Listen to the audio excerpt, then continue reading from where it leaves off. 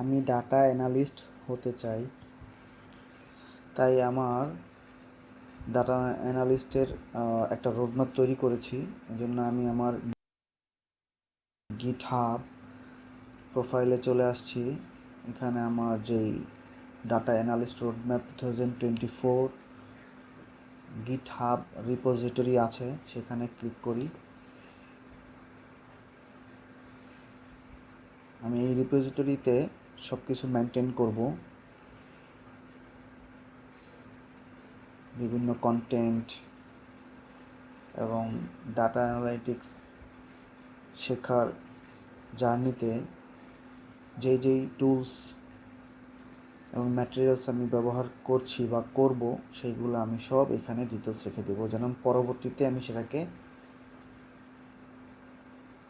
Track করতে পারি। তো আজকে আমি ইন্ট্রোডাকশন টু এক্সেল শিখব, এবং ইন্ট্রোডাকশন টু এক্সেলে আমি দেখতে পাচ্ছি ইন্ট্রোডাকশন টু এক্সেল ইন্টারফেস। আমি ইন্টারফেসটা শিখব, এজন্য আমাকে এক্সেল ওপেন করতে হবে। আমি বিভিন্নভাবে এক্সেল ওপেন করতে পারি। তো আমি সার্চে চলে যাব আমার উইন্ডোজে। এখান থেকে আমি এক্সেল টাইপ করব এবং সিলেক্ট করে ওপেন করব অথবা এন্টার প্রেস করব। এই হচ্ছে আমার এক্সেল এর ইন্টারফেস। সর্ববামে আছে হোম,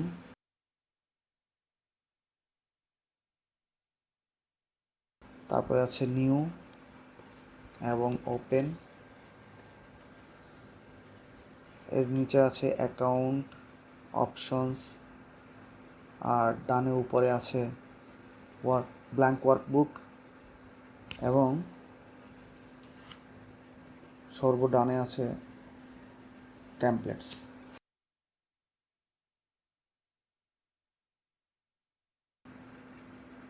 আমি চাইলে আরও টেমপ্লেটসের অপশনে যেতে পারি। তারপরে এখানে আছে রিসেন্ট পিন্ড।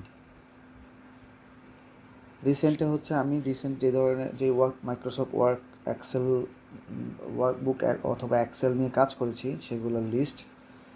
এবং পিন্ড, আমি ফ্রিকোয়েন্টলি যেই এক্সেল ওয়ার্কবুকটা নিয়ে কাজ করব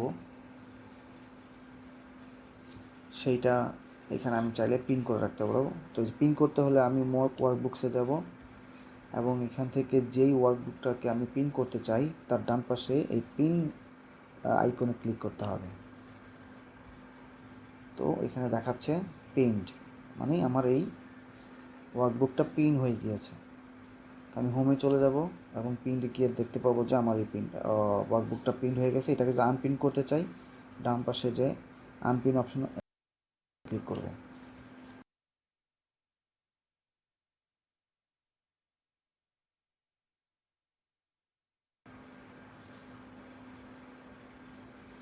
তা আমি একটা ব্ল্যাঙ্ক ওয়ার্কবুক ওপেন করি, এখানে ক্লিক করে ব্ল্যাঙ্ক ওয়ার্কবুক ওপেন করার পর আমি দেখতে পাচ্ছি এখানে অনেকগুলো ট্যাব আছে অথবা রিবন, এগুলোকে রিবনও বলে।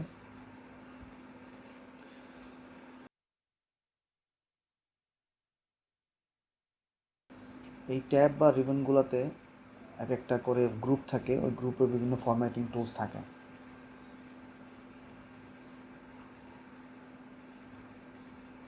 Insert tab, data tab, view tab.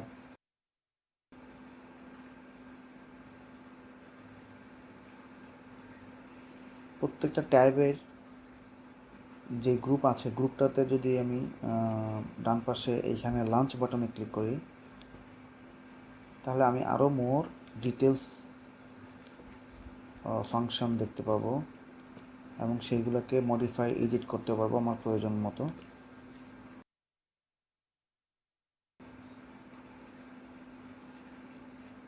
তার নিচে আছে এখানে, এটাকে বলে ফর্মুলা বার। বাম পাশে আছে, এটা হচ্ছে নেম বক্স, এখান থেকে আমি নাম চেঞ্জ করতে পারবো। আর তার ঠিক নিচে আছে সেল, এগুলোকে বলা হচ্ছে সেল। আর এইগুলোকে বলা হচ্ছে কলাম, এগুলোকে বলা হচ্ছে রো।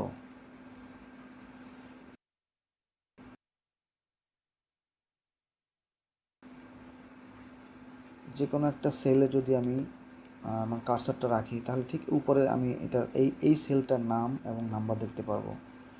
সেলটার নাম হচ্ছে C5, সি কলাম এবং হচ্ছে 5 নাম্বার রো। আমি আরেকটাতে যাই, তাদের সাথে সাথে ইমিডিয়েটলি চেঞ্জ হয়ে যাচ্ছে।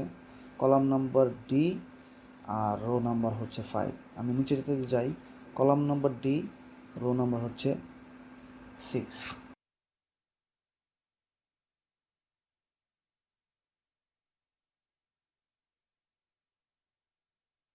এখানে আমি যদি একদম এই উপরের অপশনটাতে চলে যাই, এটাকে বলা হচ্ছে quick access toolbar. Quick access টুলবারে আমি বিভিন্ন বিষয়গুলো, আমার যেই ফ্রিকোয়েন্টলি ব্যবহারকৃত এক্সেল মেনুগুলো দরকার, সেগুলোকে আমি এখানে শর্টকাট হিসেবে এনে রাখতে পারবো।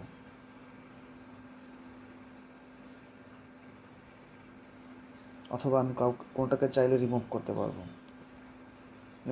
আমি যদি এখানে আনডু বাটনটাকে আনচেক করে দিই, তাহলে আমার এখানে যে আনডু বাটনটা আসে সেটা চলে গিয়েছে। আমি আবার এটাকে ব্যাক করতে চাইলে ক্লিক করব আনডু। এটা নিয়ে আমি এখন এত ডিটেলস যাব না।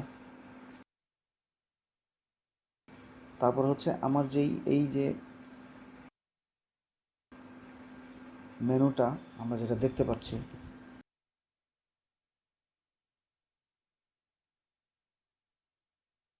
এই মেনুটা, এইটা অনেক সময় দেখা গেছে আমার হাইড হয়ে যাবে।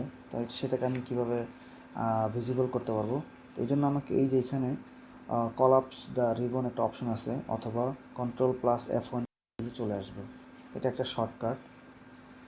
অথবা এখানে ক্লিক করলে আমার এটা হাইড হয়ে যাবে। আবার Ctrl+F1 চাপ দিলেই আমার মেনুটা চলে আসবে।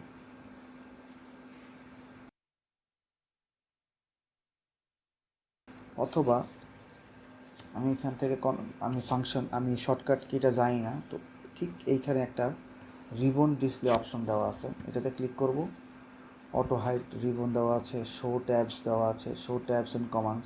শো ট্যাবস দিলে কি হবে, আমার তো এখন অটো হাইড আছে, আমি শো ট্যাবস ক্লিক করলাম, তাহলে আমার এই যে ট্যাবগুলো দেখাচ্ছে।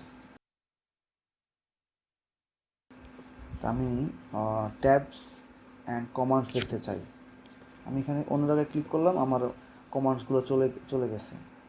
আবার এখানে ক্লিক করে শো ট্যাবস অ্যান্ড কমান্ডস দিব, তাহলে আমার ট্যাবস এবং কমান্ডসগুলো একসাথে দেখাবে। এই হচ্ছে বেসিক এক্সেল। তো আমি ব্ল্যাঙ্ক ওয়ার্কবুক ওপেন করতে শিখেছি, কিন্তু কীভাবে এটা সেভ করতে হয় সেটা শিখি। আমি ফাইলে যাব, সেভ অ্যাজে যাব, অথবা সেভে ক্লিক করব।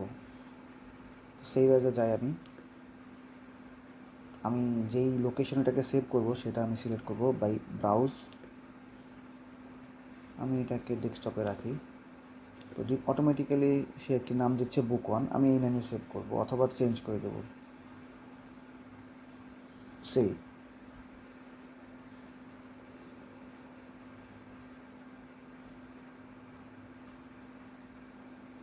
আমার ওয়ার্কবুকটি সেভ হয়ে গিয়েছে।